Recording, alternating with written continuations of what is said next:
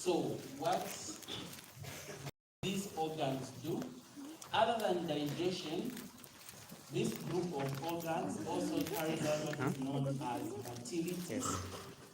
Other than motility, this group of organs carry out a function known as absorption. And other than absorption, this group of organs carries out a function known as secretion. And then later on, plus or minus, which is kind of debatable, you can add excretion. So basically, we are saying the digestive system is a group of organs that carries out 5 main functions. Number 1, digestion. Number 2, motility. Number 3, secretion. Number 4, absorption. And number 5, excretion. What do we excrete? We'll talk about it as we go along. Alright, the other thing is, what are these organs that we are talking about? Number 1, these organs are divided into 2. You have what you call the GIT, the Gastrointestinal Tract, which is also known as the primary digestive system. Primary digestive system, also known as the Gastrointestinal Tract. The Gastrointestinal Tract simply means from the mouth all the way to the anus. This whole long tube from the mouth all the way to the anus. Have you learned, are you guys doing embryology? You're doing embryology? You've learned that the digestive system or the gastrointestinal tract is divided into 3 parts, yes? The foregut, the midgut, the hindgut. The foregut is all the way up to the second part of the duodenum. And the midgut is from the second part of the duodenum to the cecum, and then the hindgut is from the, what do you call it? The colon. The ascending colon, transverse colon, descending colon, rectum, anus, all that is foregut. You haven't learned about things like that? Don't worry, you will learn. Alright, and then you will learn later the significance of all that.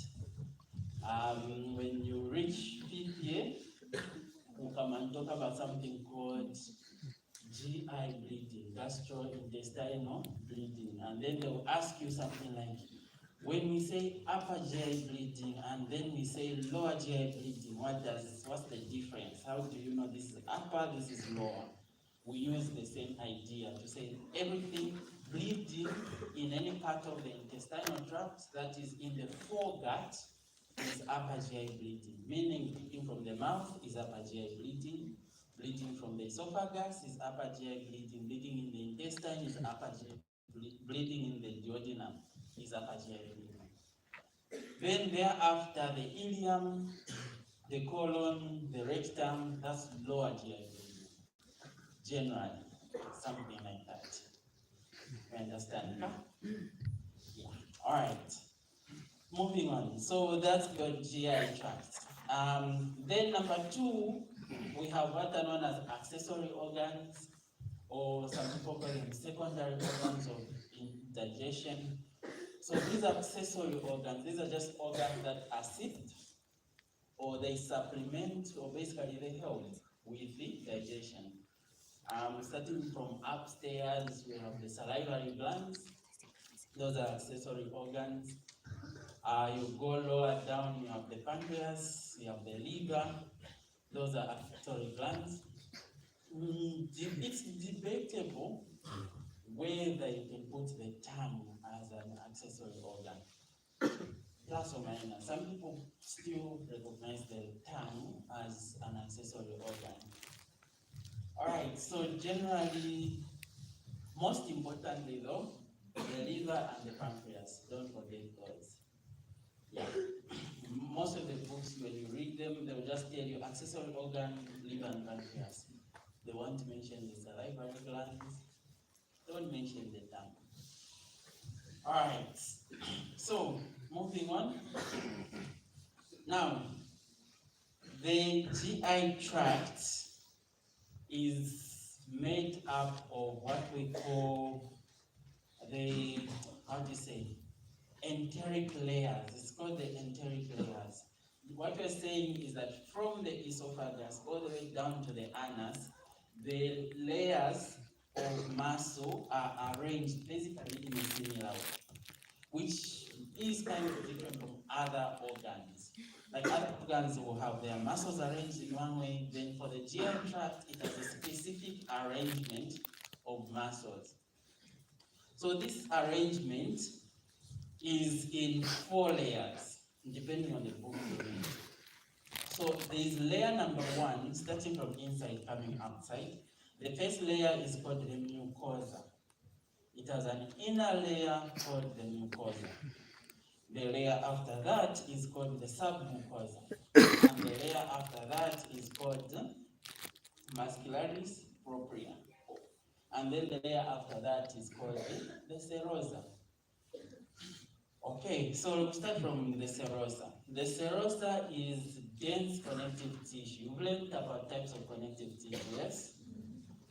So the serosa is dense connective tissue. Function, it keeps the intestinal organs in their place.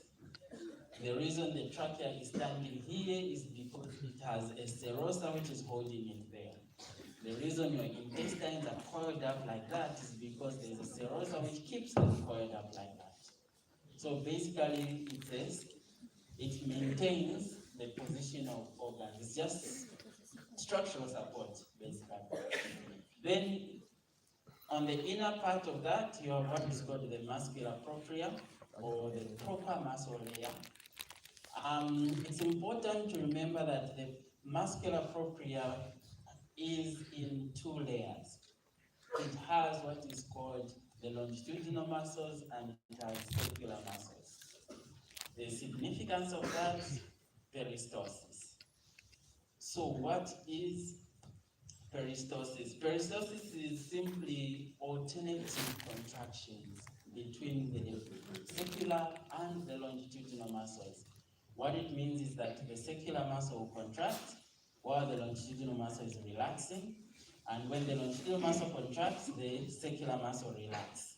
This allows propulsion or movement of substances through. You have to know that peristalsis is in one single direction. If food moves in the other direction, it is known as reverse peristalsis. So peristalsis is from the mouth towards the anus. If food is moving from the anus towards the mouth, that is known as reverse peristalsis. And we'll talk about that when we talk about vomiting and mechanisms of vomiting. All right. So we want you to remember that there is alternate contractions. One will contract, the other one will relax. When the circular muscles contract, they cause constriction. In other words, the diameter of the lumen becomes smaller.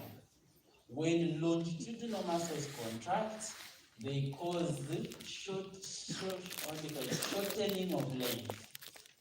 So, in other words, there are 2 kinds of movements. There is a movement where there is constriction, and then there's a movement where there is shortening of length. So those are the 2 movements that occur as a result of peristalsis. And like we said, the body is created in such a way that that movement only occurs in one direction. It doesn't occur both ways. If it occurs both ways, there's a problem. All right, so that's the muscular propria. Now the question is, what tells this muscle to say, I think it's time you contract, I think it's time you relax, I think it's time for this guy to contract, and I think it's time for the other guy to relax. So we'll talk about that as we go.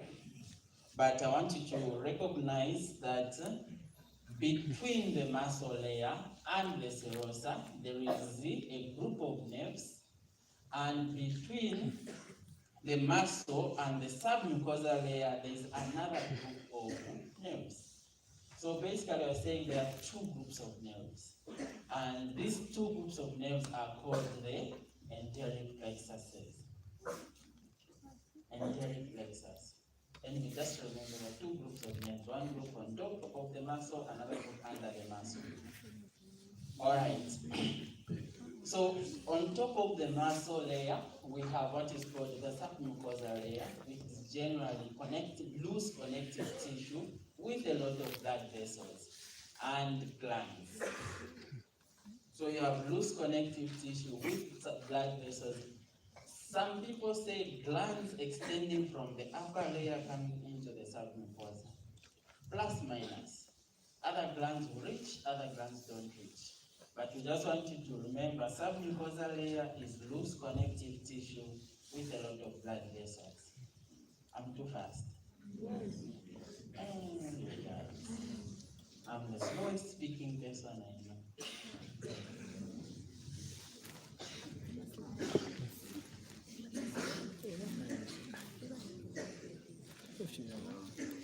All right. I hope I don't lose you. So we say that the common functions is digestion, secretion, motility, and absorption, and plus minus excretion. There are other functions, of course, like protection, which we'll talk about as we go. We've mentioned this. We've already mentioned that there are two groups. There's accessory organs and there's gastrointestinal tract. This you already know, I'm sure, from grade 12, yes? If not grade 9. I found a grade 7 doing this these days. Alright, so this is what we are talking about. We are saying the GI tract is basically into 5 layers. You have the serosa, you have the muscle layer, and then after that you have the submucosa and the mucosa. So our mucosa is made up of 2 layers, 3 layers. There is a muscularis layer in the mucosa, and then there's an epithelium, and then there's what you call anyways. So you have the epithelium, you have a basement membrane, and then you have the muscularis mucosa. So what we're simply saying is that in the mucosa, there is also a layer of muscle, a layer of smooth muscle in this case, and this smooth muscle we call the Muscularis Mucosa, and their function is simply to squeeze glands that are found in the epithelium. So if there's a gland somewhere and you want that gland to release whatever it contains, there is smooth muscle that will contract and it will allow that gland to release whatever is inside. Number 2, it allows, you've heard of villi, the villi in the intestine, things like that. So the smooth muscle that is found in the muscularis mucosa helps to maintain that structure of a villi. It allows folding of the epithelium. So these are the layers that we want you to remember. And remember we said on top of the muscle layer, we have 2 plexuses. Those are the ones labeled in yellow. You have one layer is called the submucosa plexus. It's a group of nerves. The other layer is called the enteric plexus, which is under the muscle. So we say there's one above the muscle, there's one below the muscle. The one below the muscle, we'll start with that one. Also, enteric plexus, also known as the Auerbach plexus. So the Auerbach plexus, its job is to control motility. It controls peristalsis, basically. So one thing we want you to remember is that this plexus, it starts all the way from the esophagus, goes all the way down to the anus. So what happens is the first part that will be stimulated will be the one on top. You will stimulate the one on top, which will stimulate the one next after that, which will stimulate the one after that, which will stimulate all the way downwards. Basically, that's how peristalsis is maintained in direction. We get that.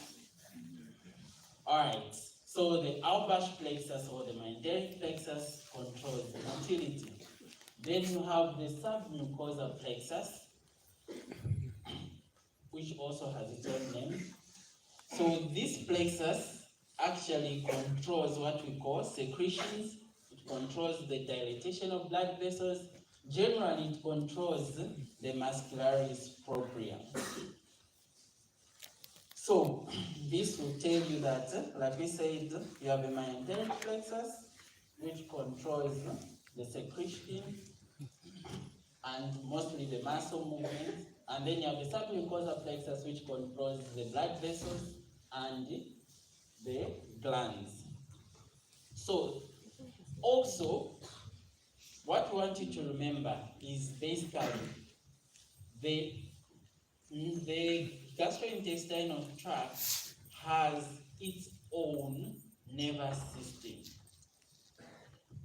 What we mean is that the Albash plexus and the submucosal plexus, they are not controlled by the brain compared to other parts of the body.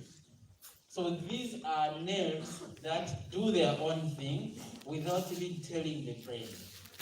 Because they don't have to tell your brain that we're doing peristalsis, you are not aware that you are digesting, aware that you're pushing food down, you are not aware that you're secreting saliva, because this thing works on its own.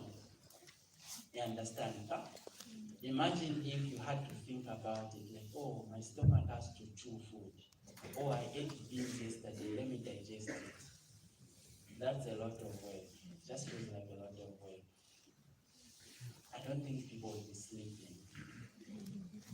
You spend the whole night, okay, let me digest that. Kula songa kwa tako digest tu nono. Marwa tako digest tu. Alright, anyway, God in His infinite wisdom decided your intestine need their own nervous system, which is out of control from our brain.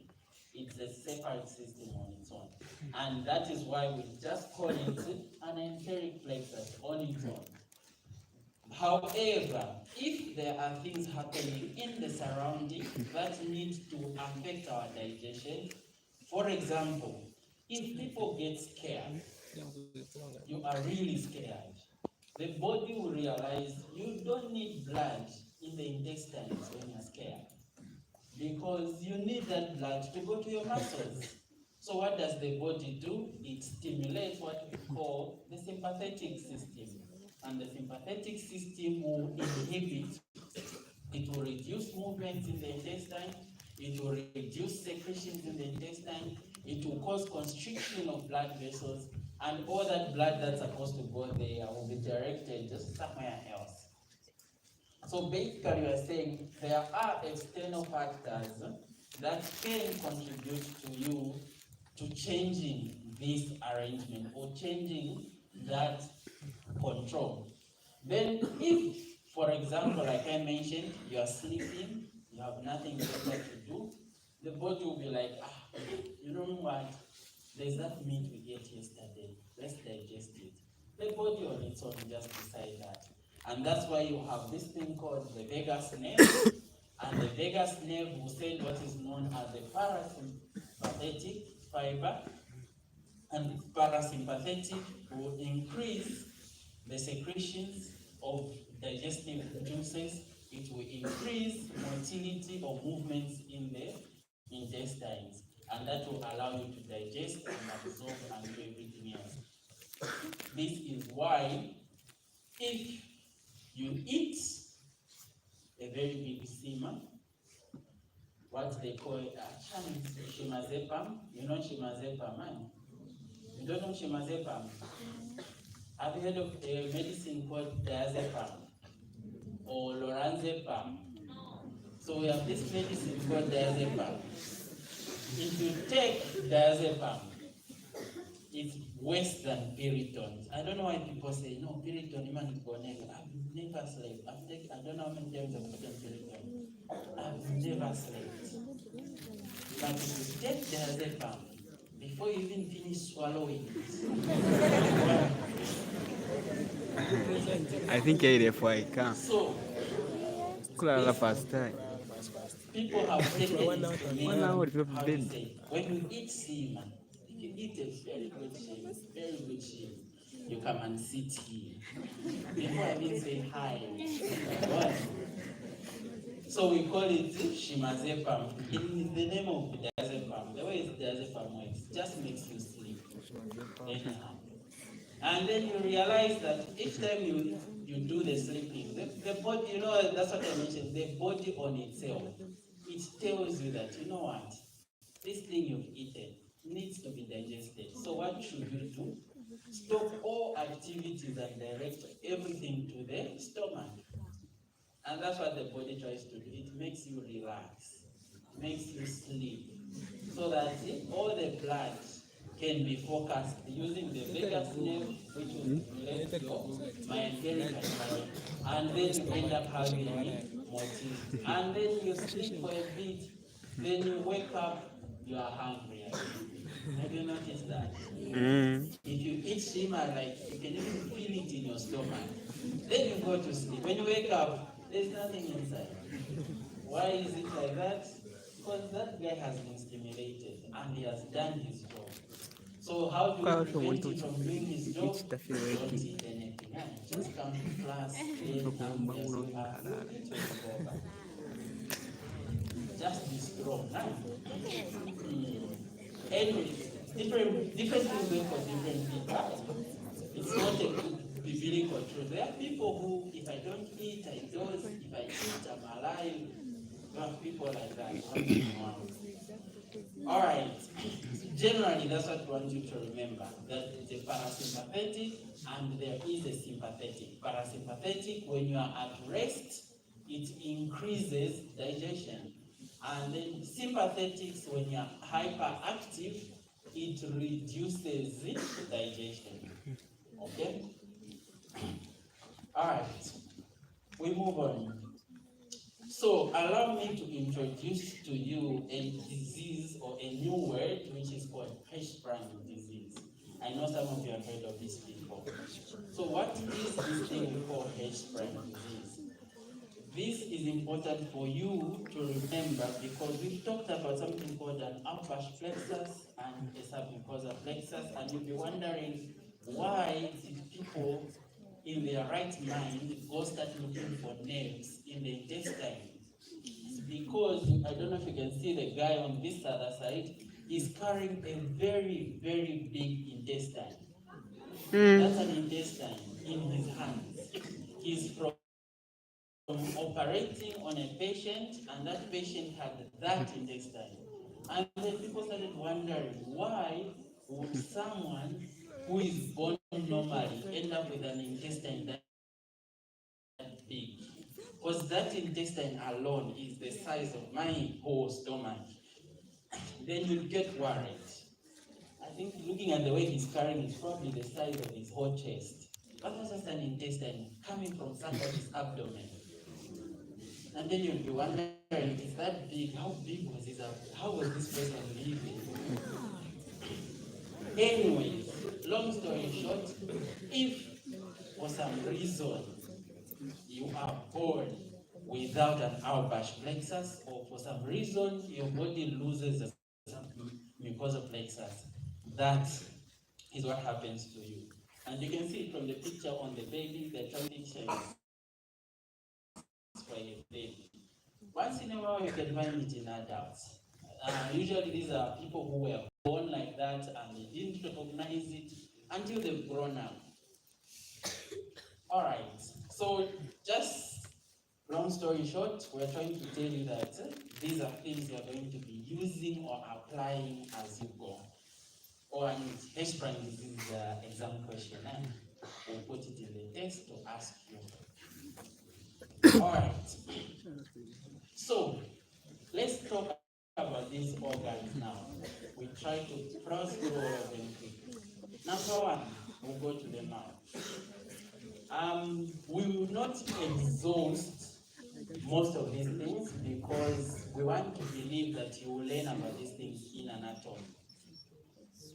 So, oral cavity is the cavity or the space between the cheeks and the what you call the orbicularis oris. You've heard of orbicularis oris, yes?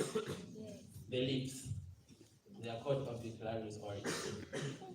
So, what we are simply saying is that there are organs within this space. These include the teeth, the tongue, the palate. There's a soft palate and a hard palate. The soft palate is cartilage tissue, and a hard palate is bone, found on the roof of the mouth. Then you have the floor of the mouth, and at the floor of the mouth you have the tongue, which is seated there. Like I said, we will not exhaust everything. However, it is important to know that there are 12 muscles that make a tongue. I believe you already know that, yes? You read that in anatomy. There are supporting muscles, there are intrinsic muscles, and then there are external muscles on a tongue. All of them totaling to 12. By the end of this year, before you even finish your exams, you should be able to mention all the 12. Very simple exercise. Number two, we want you to know that your cheeks are made up of 5 different muscles, which are known as the gustatory muscles or muscles of mastication. By the end of this course, you should be able to mention all the 5. You should tell us what the problem can be if you are missing one of them. And you should also tell us which nerve makes which muscle to do what. You should be able to do that before we finish. Like I said, these are things that you will learn in anatomy. We don't have to exhaust them today, but the media is easier to remember. The other thing that we want you to remember is that you have an average of 32 teeth. The structure of the tooth, the blah blah blah of the tooth, you learn those things in anatomy. The enamel, dentine, blah blah, all those things. The same things that we did in grade 7. Very simple. You will also do that in anatomy, so we'll not talk about that. However, something short and simple, you will talk about it later on in anatomy, but you can mention, say, the mouth has the salivary glands. These are the glands that produce saliva, and we might mention a few things about those also. What are the functions of this mouth? Why did God, in His infinite wisdom, give us this thing called a mouth? Number one, for talking.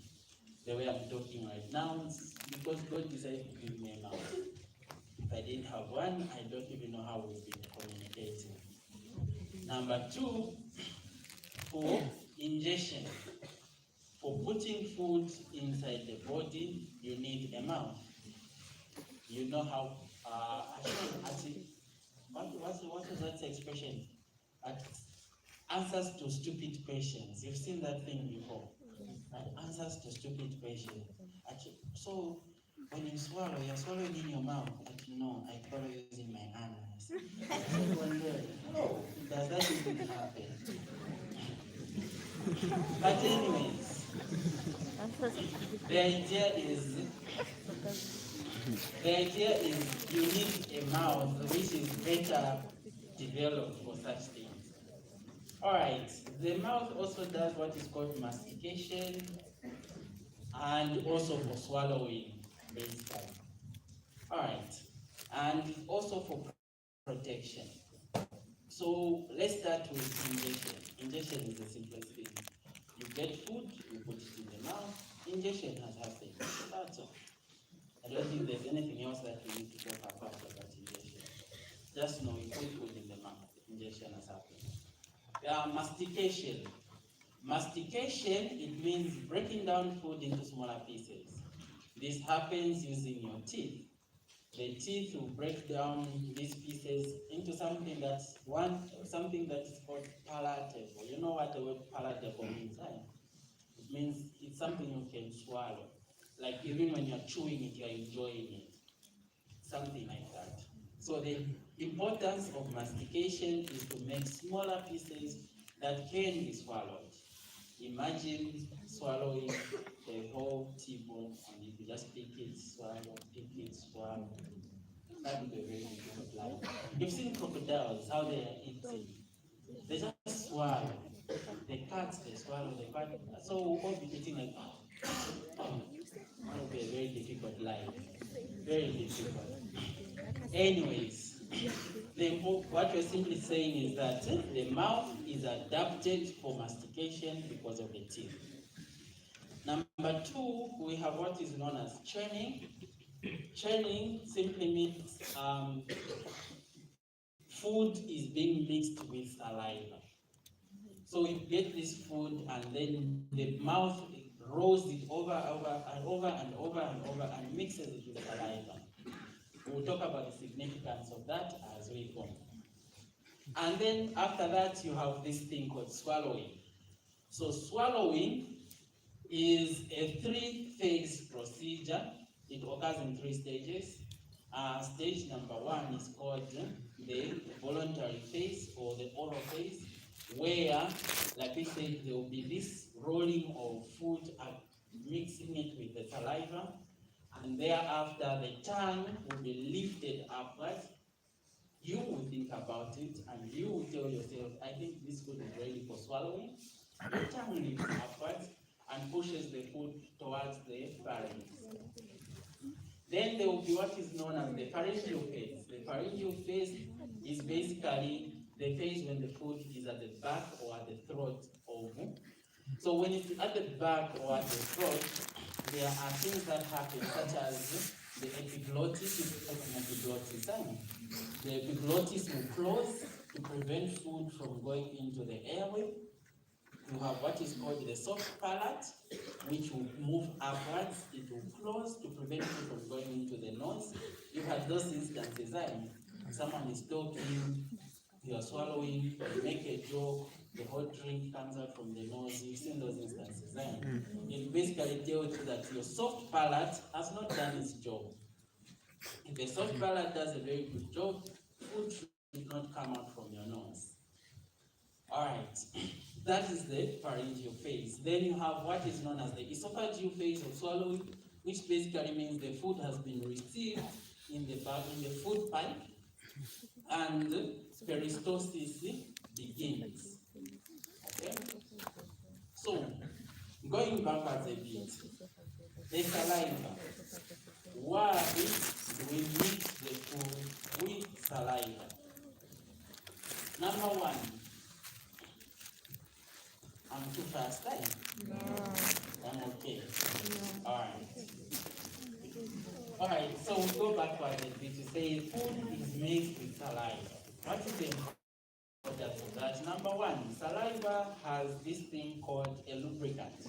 It lubricates, it makes the food soft so that it can pass through the throat easily. Swallowing dry food is very painful and it can cause tears.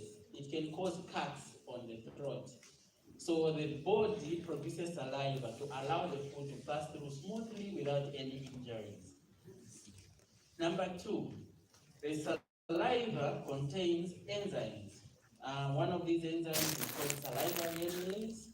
Another enzyme is called the salivary lipase. There are other enzymes also that are found there, things like liposomes and many others, but at least we want you to remember the lipase and the amylase. Amylase starts to break down, it begins the breakdown of carbohydrates. You guys have learned about carbohydrates, in first year. You learned about exose and glucose and fructose and what you call those oligosaccharides and disaccharides and all those weird things. And you should have learned that some of the oligosaccharides are called dextrins. You learned about dextrins, yes? So you know what dextrose is, yes? You know what dextrose is, yes? Mm-hmm. So I want you to remember that amylase in the mouth breaks down carbohydrates mostly into dextrose. When a patient is sick, let's say a child is sick, and you feel this child needs to take in some glucose or has what we call low blood sugar. So this child, we're not going to give them sugar from the shop, no. We're not going to make ziggy for them to drink, no. We get what is known as dextrose, because that is the natural digestion from the mouth. You understand, huh? So that is where the whole idea of, no, let me go to the hospital, my sugar is low, what are they going to give you? Dextrose. Why are they giving you dextrose? Because the human body, in its natural state, will break down carbohydrates firstly into dextrose, then later on the dextrose will be converted to glucose, and then you get your energy like that. Understand, huh? All right. So that's the other significance of saliva. It contains enzymes which begin digestion. Number two, saliva contains IgA. You heard of IgA? You guys are doing microbiology? Yes. So you've learned about antibodies and immunoglobulins, yes? And you know the difference between IgA, IgG, IgE, IgM, yes? And IgH, and other things like that, IgM1, IgM2, yes? Alright, so anyways, we're saying saliva contains IgA, an antibody called IgA, which you already know what it does. So that takes us back to when we mentioned that one or two of the functions of the mouth is protection because of the antibodies, and number two, because of lubrication. The saliva does not just lubricate the food, it lubricates the whole mouth altogether. If your mouth is dry for one reason or another, you end up having cracks. If you check in almost every girl's purse, they always move around lip gloss, lip balm, lip shiny, things like that. This tells you that they are worried that if my mouth goes dry, it's a problem, very big problem. So allow me to introduce to you a very new word, which is called xerostomia. Xerostomia, you heard of xerostomia? Xerostomia, not with a Z, but with an X. Xerostomia. Xerostomia. So xerostomia simply means an unusually dry mouth. For one reason or another, your mouth becomes dry. Some of the things, you can have a disease called Sjogren's disease, you can have a disease called scleroderma, or generally just don't drink enough water. Your mouth gets dry.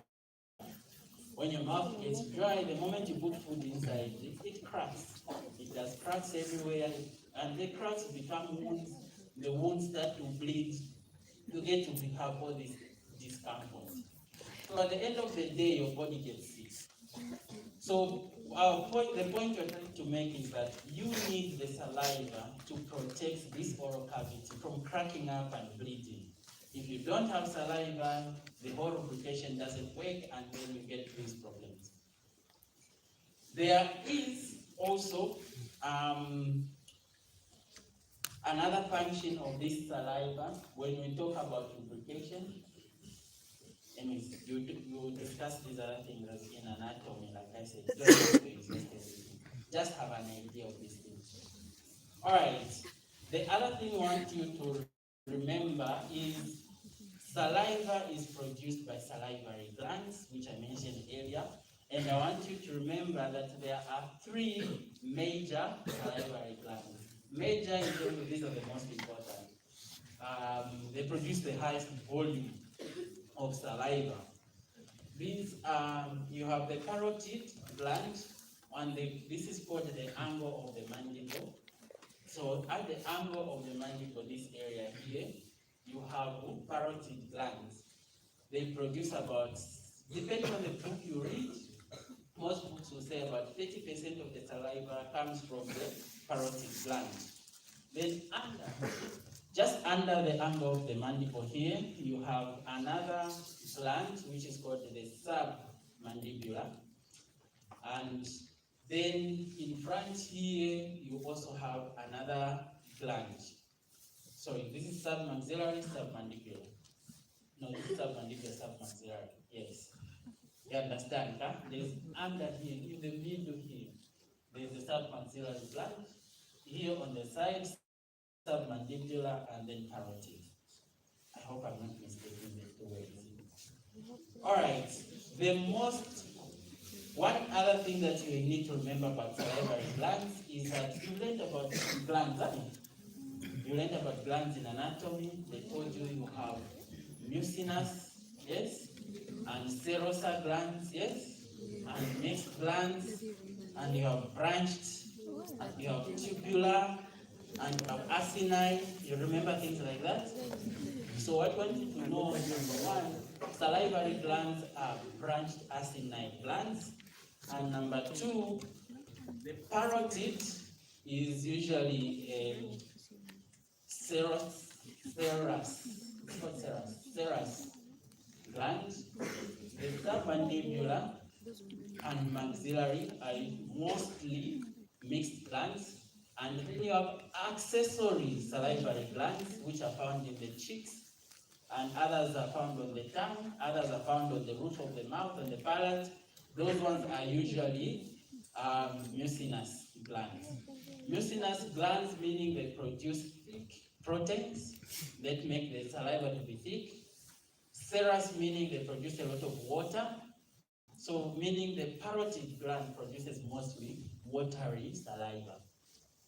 The difference happens when you stimulate, whether you're stimulating the parasympathetic nerve or the sympathetic nerve. Parasympathetics will usually cause you to give off a lot of serous. Sympathetics will also cause you to have a lot of mucinous. Hopefully that makes sense. Anyway, you read, it will make sense when you read. Which books are you reading? Dano?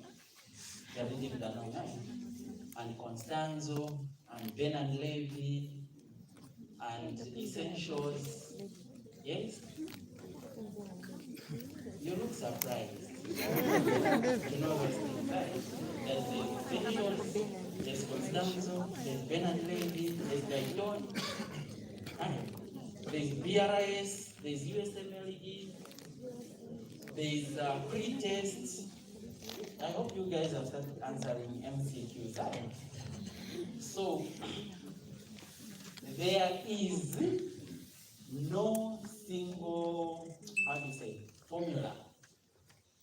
There is no single formula for passing except trial and error. And that's how medicine is. Starting from now, you should know that medicine is trial and error. You walk into an exam room, you're keeping your fingers crossed, hoping that the questions that come, oh my God, I know.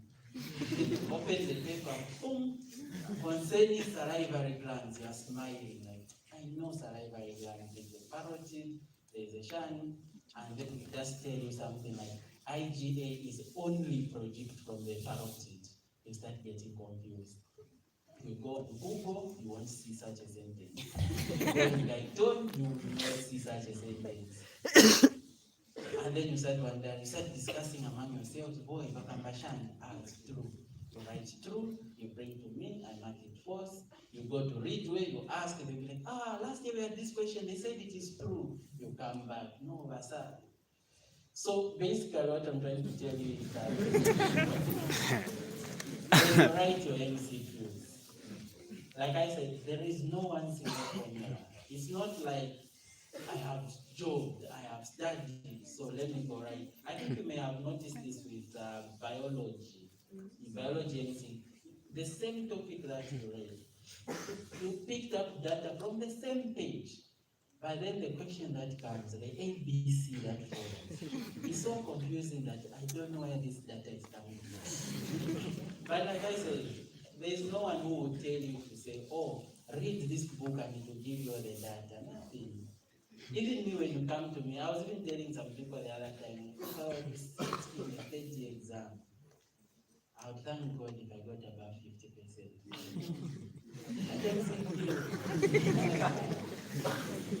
It's only the person who sets the question who knows the answer.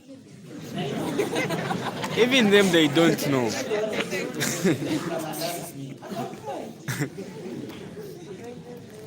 You guys have learned about nerves, right? The other day, someone comes and asks me, Akshan, concerning nerve diameter, if the diameter differs by 2-fold, the conduction speed will increase by how many folds? And that's not even in Gano. So how do you answer that question?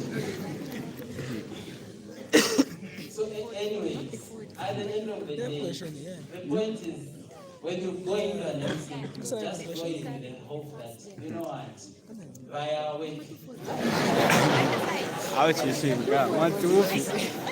You are away. but you know what you don't do? You go through a lot of patients. Right?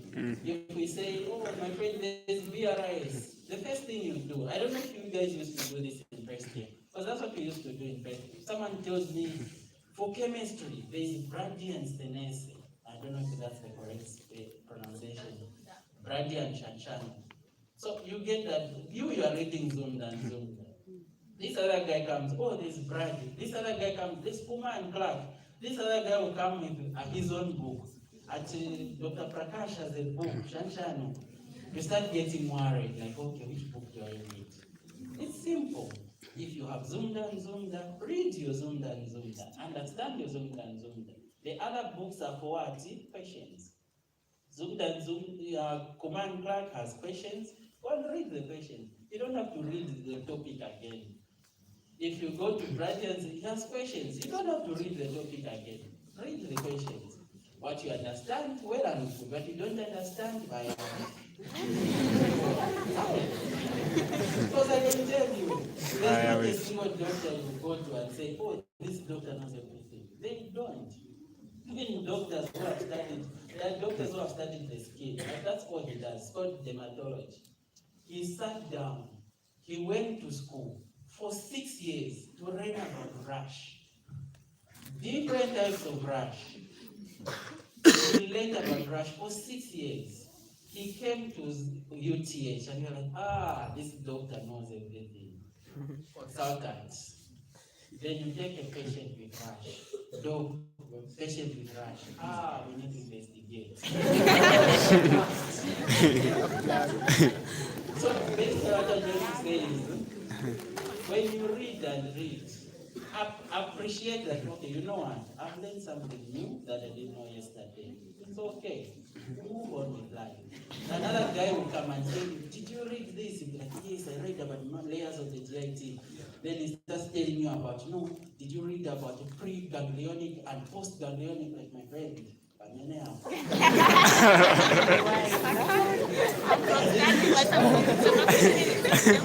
I can't say so.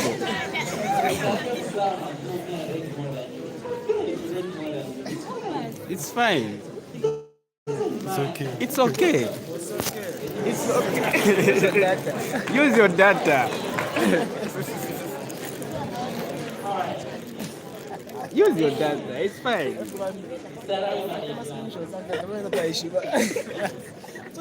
It's okay. Where? What your guy do? Use your data. And then we talked about the location of these glands. We said near the angle, there's a submucosa, above the angle, there's a parotid. So allow me to introduce to you another word, which is called, which you already know. You know mumps, right? You've heard of mumps. So what is mumps? Simply put, a viral infection of the salivary glands. And once in a while, it used to be a big problem, but nowadays it's not a problem anymore because we have the vaccine. So this vaccine we are given, a long time ago, we didn't used to have this vaccine. People used to get mumps. Then when I think I was in grade 5. When I was in grade 5, they introduced this mumps virus, and they called everyone to come and get this mumps vaccine. They were giving people this vaccine, and then some of our friends who were lucky, they got the vaccine and they got mumps, they got sick. And then they told them, don't worry, it's a good sign. It means that you will never get mumps again. For them it was, some of us, we never got the mumps at that time. To this day, I've never gotten the mumps. I don't know if it's still a good sign or a bad sign. I'm still wondering. But anyways, long story short, we have a mumps vaccine. Today, on your under 5 card, it's usually given around 9 months. And then this mumps vaccine is not given alone. I don't know if anyways, you may not be able to remember this. Maybe when you reach 5th year, when you start going to the ward, it will make sense. When you start telling you about something called an MMR. You heard of an MMR and an MR?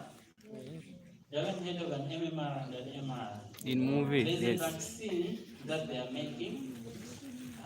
It's mumps, measles, rubella vaccine, MMR. And then there's an MR, which is just measles and rubella. So if you are in a developed country, you know, some of these things, when you think about them, you start wondering.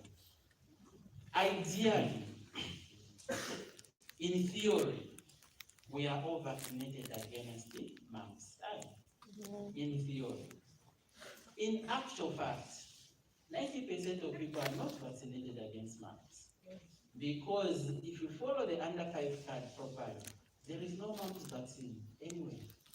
The only people that used to receive mumps vaccine are the white people. Because they'll go to America, they'll tell them, no, you can't cross the border until you have a mumps vaccine. They give them the mumps vaccine. And then we end up with something called herd immunity. You know herd immunity? You've learned about herd immunity in microbiology, isn't it? No. Yeah, where, let's say COVID, there's COVID-19 nowadays. If my neighbor has a vaccine for COVID and I don't have a vaccine for COVID, if he has the vaccine, it means he won't catch the virus, plus or minus.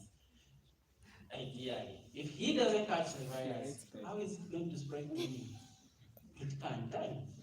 That's called the herd immunity, where you have a number of people that are vaccinated, and those people that are vaccinated will never catch the disease. Because they don't catch the disease, they protect those who are not vaccinated. It's called herd immunity. So ideally, what we have against mumps virus is herd immunity. We don't have the vaccine itself. We do once in a while, if you're lucky, get the vaccine at some point in life. But what we've been advocating for is that we should have this MMR. Currently, this MMR, I don't know why, they're saying it's free of charge. Then you ask them, why do we have it in the hospital? It's expensive. And it's expensive and it's free. Like, it doesn't make sense. But apparently, there's a theory, there's a rumor. Have you heard of it's called what? The conspiracy of COVID-19. Have you heard of the conspiracy of COVID-19? Yes. About Fauci. His name is Fauci. You haven't heard about Fauci and COVID-19? That this man called Fauci is the highest, like he's this guy in the US, is like next to the president. Whatever Fauci says, everyone bows down. So this guy called Fauci, according to the theory, not according to me, don't go and quote me, I didn't say this. So according to the theory is that Fauci used to have a private lab in China. And then he was using this private lab to do a research on what is called a bioweapon. They are trying to make a virus that can kill people. And then there's a doctor who felt like this is not right. We shouldn't be making things like that.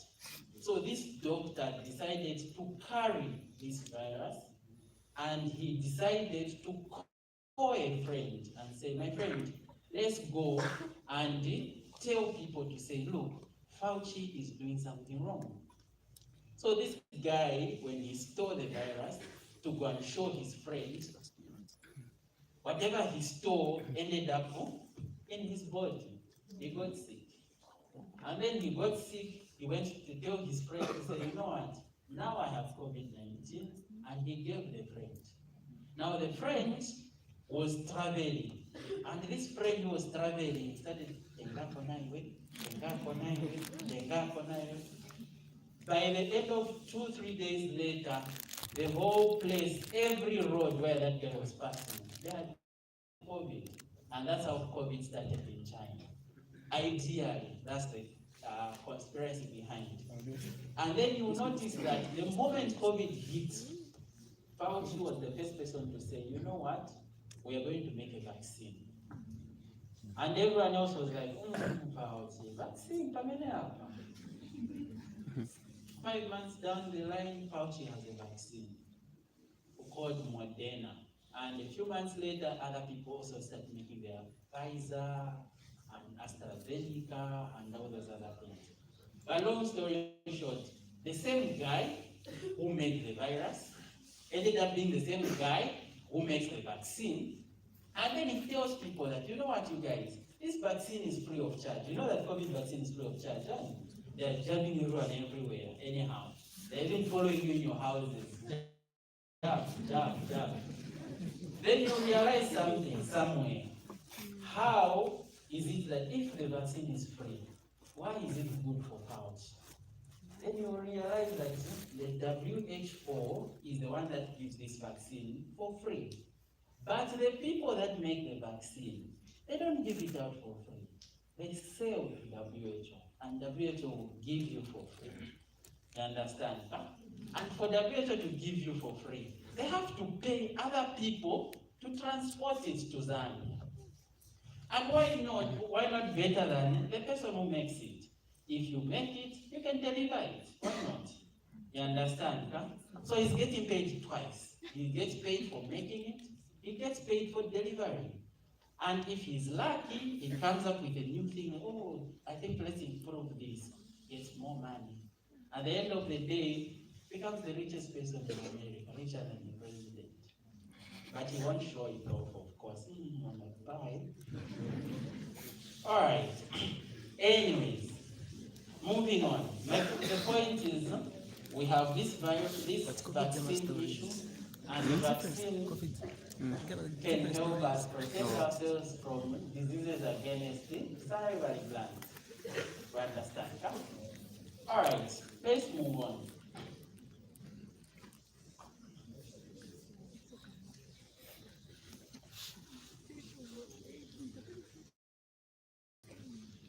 We've already talked about degglutination, isn't it? Yes, we say the swallowing occurs in 3 phases. We didn't say that. We said there's an oral phase where you prepare the food, mix it with saliva, and push it in the back of the throat. Then there's the pharyngeal phase, which is happening in the throat, where there's closure of the soft palate, closure of the epiglottis, and the food is directed towards the esophagus. And then there's an esophageal phase, where there is a peristalsis happening. So this esophagus is a long tube that is about 25 centimeters long. In anatomy later on, you will learn that this esophagus has 3 places, which are known as constrictions of the esophagus. So these constrictions of the esophagus, these are places where it's squeezed.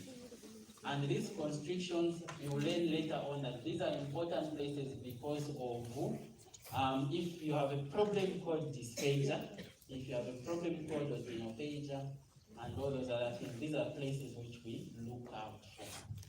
So these places, like I said, in anatomy, you will learn about them. they'll tell you how many centimeters is it from the mouth to the first constriction, how many centimeters is it from the mouth to the second constriction. And like we said, the significance of this is when you're doing a procedure such as the endoscopy. You've heard of endoscopy? So endoscopy is when you get a pipe with a camera at the end, you push it through the mouth, it passes all the way through the esophagus into the stomach. So when you're doing that procedure, you need to know that when I push this pipe, there is a place where the esophagus is constricted. You need to know how many centimeters that is, because at that area you have to push it with a little bit more force. Then it moves freely, and then to reach another constriction, you push it a bit with more force again. So you have to know those things.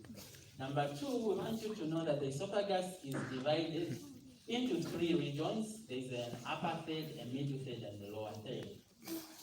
The reason for dividing to third is because the upper third looks a bit different from the lower third, which looks a bit different from the middle third. So the upper third, the main difference is that you guys have learned about muscles, right? So if I say the upper third of the esophagus has skeletal muscle instead of smooth muscle, you understand what that means, yes? Alright. So the upper third has this skeletal muscle. However, that skeletal muscle is not voluntarily controlled. Remember we mentioned the esophageal phase of swallowing and peristalsis is controlled by the nerves, which are away from the control of the brain. So it's not voluntary control. It is just involuntary control. The other thing I want you to remember is that on the upper third, at the beginning of the esophagus, there is a constriction, a small constriction, which is called the upper esophageal sphincter. The upper esophageal sphincter. Those muscles there, they are tight. The reason they are tight, they prevent food from going back up sometimes. So generally what we're saying is that on the upper area, there's this closure. It's more or less like it's closed until you want to swallow, then it relaxes. There is a nerve that we mentioned earlier, there's a vagus nerve, which sends parasympathetic and sympathetics, which will make the muscles in the GIT to relax and open up. So during the esophageal phase, there is a relaxation of the upper esophageal sphincter to allow food to pass through, and then when you have swallowed, it closes. Also, it's important to prevent backflow. If this food gets into the esophagus and then squeezing happens, the peristalsis begins. So once peristalsis is pushing that food down, that food should not be able to go back up. It should always go down. Okay?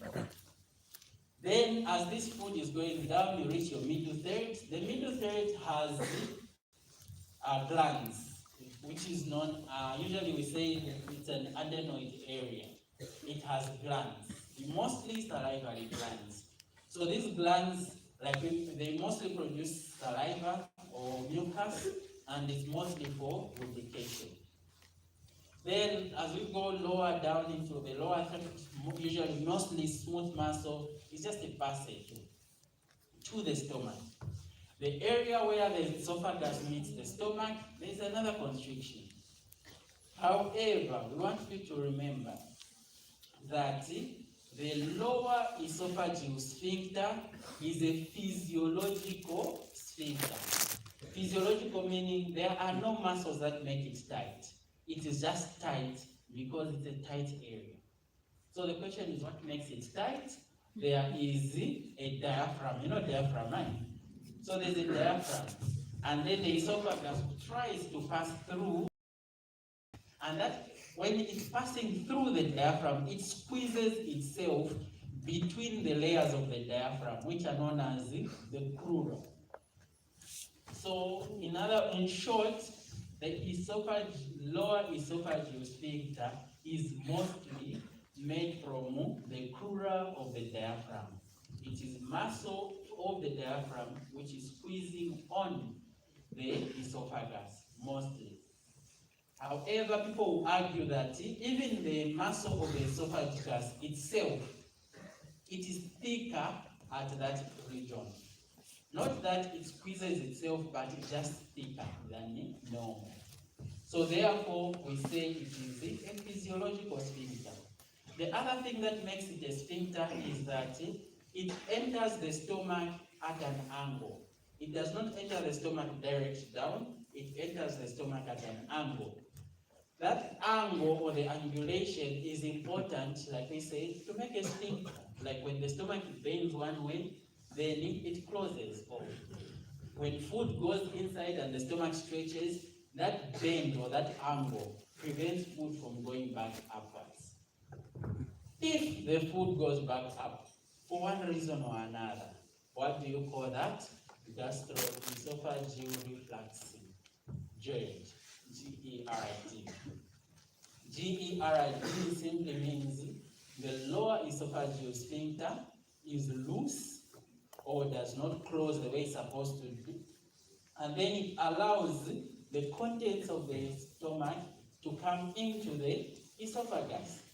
How do we know you have GERD? 90% of students at UNZA have GERD, yes?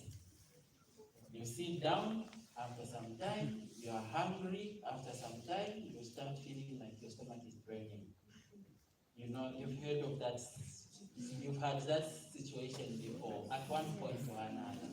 That is called GERD, gastroesophageal reflux. Other people call it heartburn. You've had heartburn before, isn't it? Heartburn is simply gastroesophageal reflux. It means that your lower esophageal sphincter is not closing the way it's supposed to close, and the contents of the intestine are moving up into the esophagus. It's an exam question we'll ask you. Number 2, we want you to know that there's something called achalasia cardia. Achalasia cardia is simply at that area where the esophageal sphincter is. It's very tight. So tight to a point that food cannot pass through. If food cannot pass through, the lower esophageal sphincter is called achalasia. That's called achalasia. Number 3, we have what is called dysphagia. Dysphagia simply means failing to swallow or difficulties to swallow. The most common cause of difficulties to swallow is a foreign body. If a child swallows a coin, that coin, most likely, remember we said there are 3 places where the esophagus is squeezed. If the child swallows a coin, it's most likely that where the esophagus is squeezed, one of those places, the coin will sit there. When it sits there, the child will swallow, and when the food gets to that point, it comes back out. It will fail to go all the way down. That's called dysphagia. So dysphagia, like I said, is a sign that there is something seated in the esophagus. In women who are above 40 years and they're having difficulty swallowing, our number 1 problem is esophageal cancer. So esophageal cancer usually causes failure to swallow. Anyways, you will learn about that later. We just want you to remember this as you go. Because if we ask you or you see it in an MCQ, don't get surprised. Another word I would want you to remember is odynophagia. Odynophagia is pain on swallowing. We said if your mouth is dry, as you swallow, there will be friction or irritation to the throat and other places, and then you end up with the pain on swallowing. That is called odynophagia. Okay?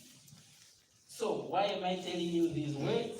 Because by now, if you're coming from a place like where I came from, by the time I was in 2nd year, when I go home, dog, how are you, dog? They don't understand. Does not even amount. They don't understand. They don't understand. But when you go home, we have a doctor in the family. They don't understand. So, from my personal experience, I think it is good. Like as you are going along, you pick up a few nice words. When they ask you, so do me, my throat's like ordinary patient.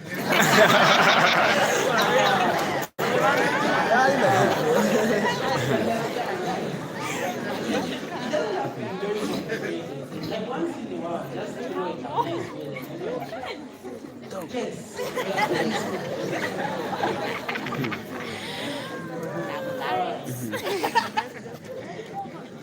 Okay, so I don't know what it means, but the other thing I want you to remember about the esophagus is that during peristalsis, there are two types of peristalsis.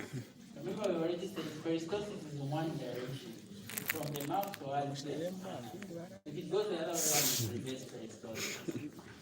Okay, so now the normal peristalsis, there are two types that occur in the esophagus. Type number one is called primary peristalsis in the esophagus. And primary peristalsis is that when food sits in the esophagus, that food will cause distension of muscle. And as you may already learn, distension of smooth muscle causes what? Contraction. When a smooth muscle distends or stretches, it contracts. You know this, yes? Yes. When a bladder stretches, what does it do? Contracts. That's why you feel pain. Keep the urine, keep the urine, keep the urine. At some point, you start feeling pain. Why? Your bladder is contracting. Because when a smooth muscle stretches, it contracts. Yes? So what you're simply saying is that when you put food in the esophagus, that food will cause stretching, and that stretching will cause the contraction. And then, like we mentioned, this contraction will be coordinated, or it's controlled from up coming down. That is the primary peristalsis. Then you have secondary peristalsis, where as the food is going down, some of it will remain. Not all of it will push down and go at the same time. Some of it will still remain hanging somewhere. So that food that remains hanging somewhere has to be pushed down also. So you're going to have a secondary wave of contractions that will pass through the esophagus just to make sure that everything that has remained should also go down. You understand that? All right. So swallowing will cause the primary peristalsis.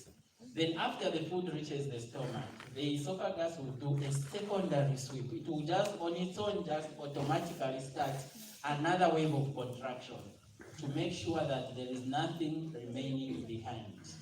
Okay? So that's primary and secondary peristalsis. We shall put this in the exam also. So you should remember. All right. Finally, before we go,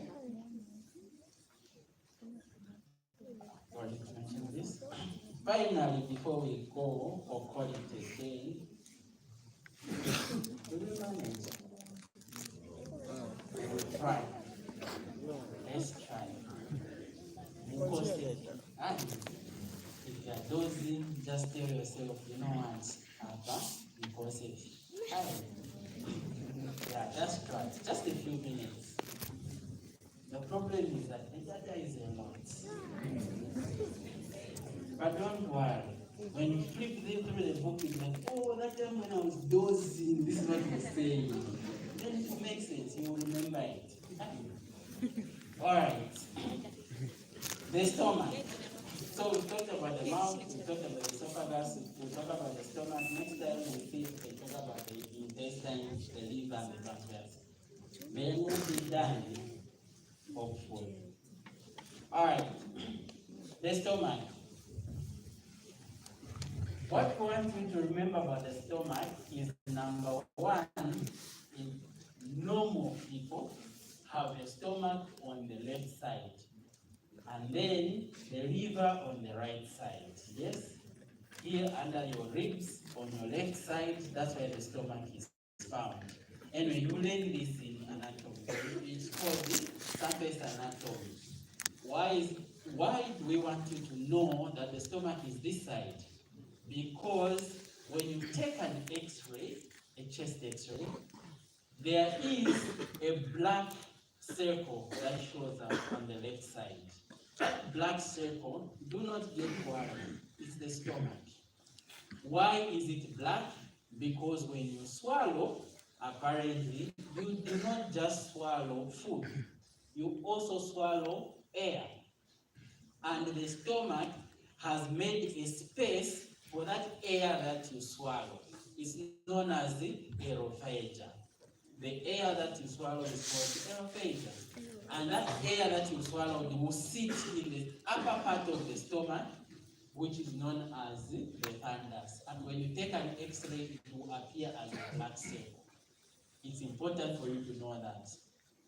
Because we've seen people who take an X-ray, they see a black thing, no, go to a doctor, there's something wrong with you. There's nothing wrong with you. It's a stomach. If you don't know, actually, eyes cannot see what the mind does not know. You've heard of that before. That the eyes cannot see what the mind does not know. So if you don't know that, oh, this is the stomach, then you won't see that this is the stomach. You will see a problem. All right. Number 2. It's just a gas bubble. It's called the stomach gas bubble.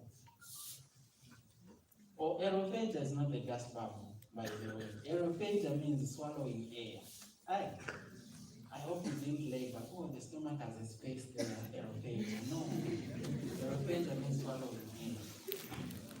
All right. Moving on. The stomach is different from other parts of the GIT because instead of having 2 layers, it has the same mucosa, submucosa, muscular propria, and then rosa. Those layers are also there. However, in the muscle propria, there are 3 layers. There is an outer oblique, there is an inner, a middle longitudinal, and an inner circular. So it's to remember that the stomach, is different from other parts of the intestine because it has 3 layers of muscle. Everywhere else there are 2. There's longitudinal and circular everywhere else. But the stomach also has the oblique. Why does the stomach have oblique? For one, it's for storage. It allows the stomach to distend or to stretch. Have you ever wondered how many liters of food can sit in a stomach? Maximum is how much?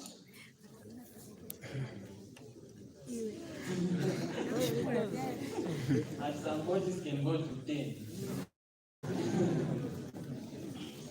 So, depending on, anyway, it also, some books will go as far as 6 liters, other books will say 5 liters, depending on the book you read. Other books will go as far as 7 liters. So depending on which book you read, but it's somewhere around 5, close to 5 liters. So you can eat 5 liters, it will sit in your stomach nice. Okay?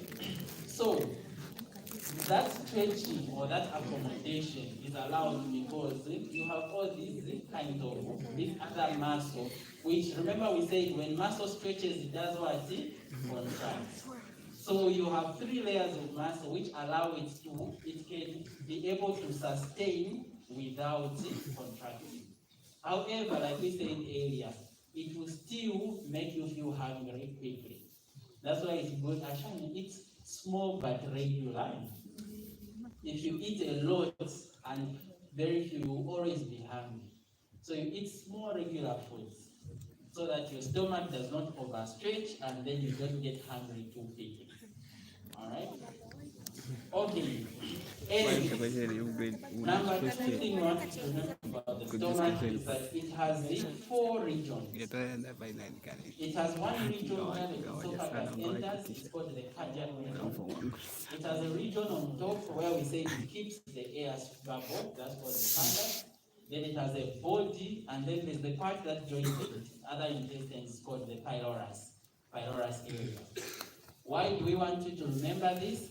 Because there's epithelium of the stomach have glands in it, which we call gastric glands. And the gastric glands produce different things depending on where they are. If the gastric glands are found in the cardiac area or in the fundus area, they'll just produce mucus, that's all. They won't produce anything else. If the gastric glands are found in the body of the stomach, they'll produce hydrochloric acid, they produce intrinsic factor, and then they'll also produce enzymes.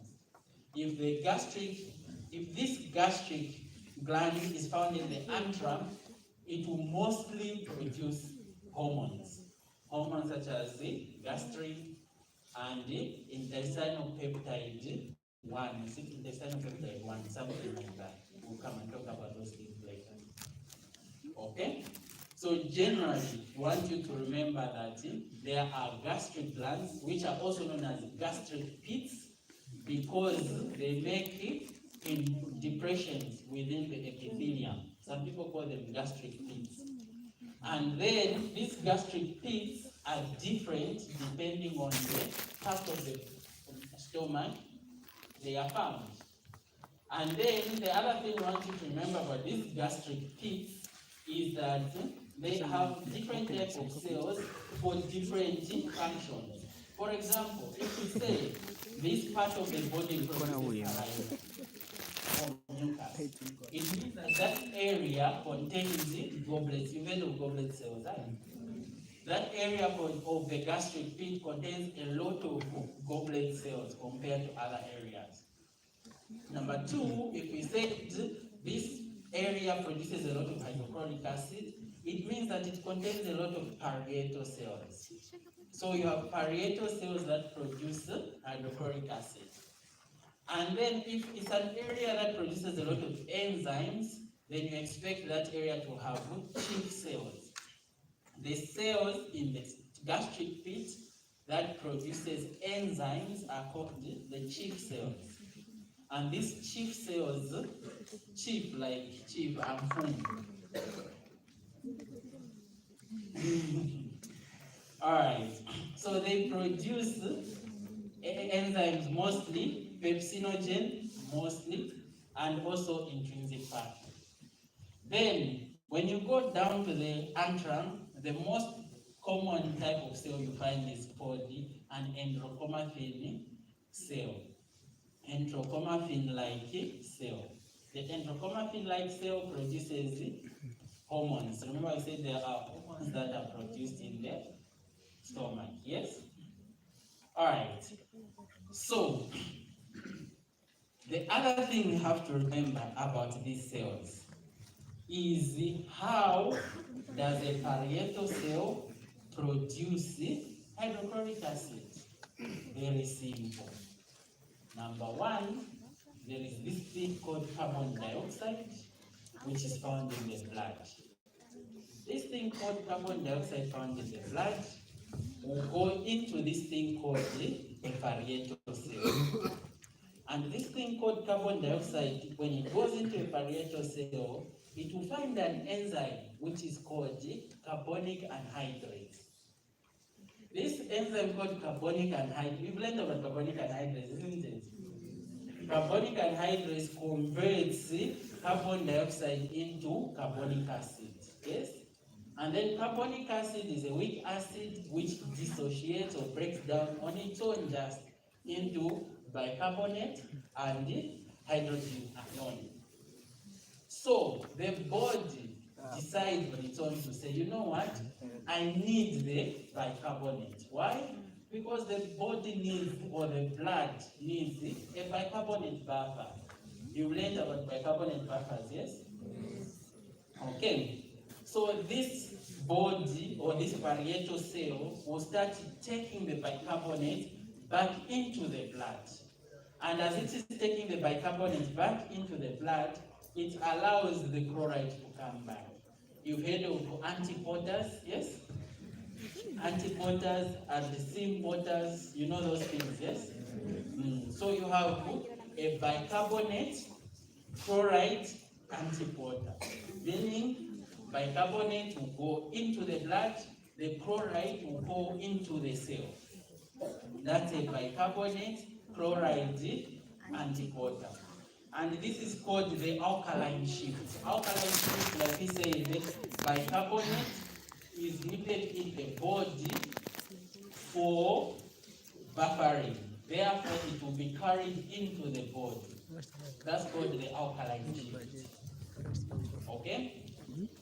Then the body will realize that when we take away this bicarbonate, we remain with the hydrogen, an H plus ion. So what does the body do with this H plus ion?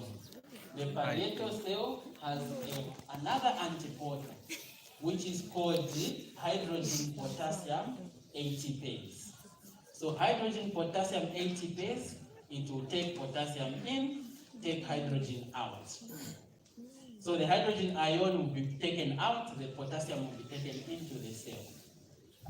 And then, as the hydrogen ion is being taken out, it sits into a space that is called a canaliculi. There is a space around the parietal cell which is known as a canaliculi. That area is shaped like a bowl. The reason is that it allows a lot of hydrogen ions to be packed there. When you pack a lot of hydrogen ions, you are going to create what is known as an electrochemical gradient. Do you remember electrochemical gradient? Yes? So there will be a lot of positive charges seated in one space. Because of that positive charge seated in one space, what happens? Unlike charges attract. Yes? I wonder how soldiers survive. Anyways, so you have a lot of hydrogen ions seated in one place, a lot of positive charge in one place, and that positive charge will attract a negative charge. What negative charge do they attract? They attract the chloride. You remember there's a chloride which is coming from the blood into the cell, yes?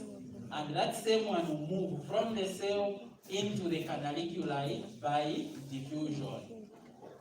Why is it moving by diffusion? Because there is an electrochemical gradient.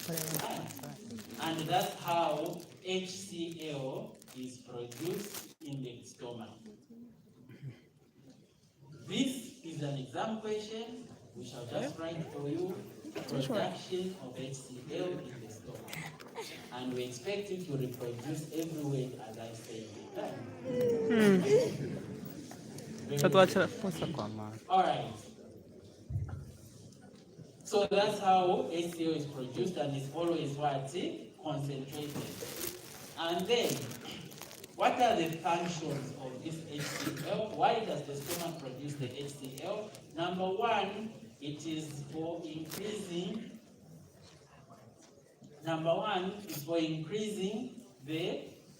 For activating the enzymes, mostly pepsinogen. Number two, for destroying bacteria. We know that bacteria exposed to the HCl will burn or will die. It will corrode. Okay?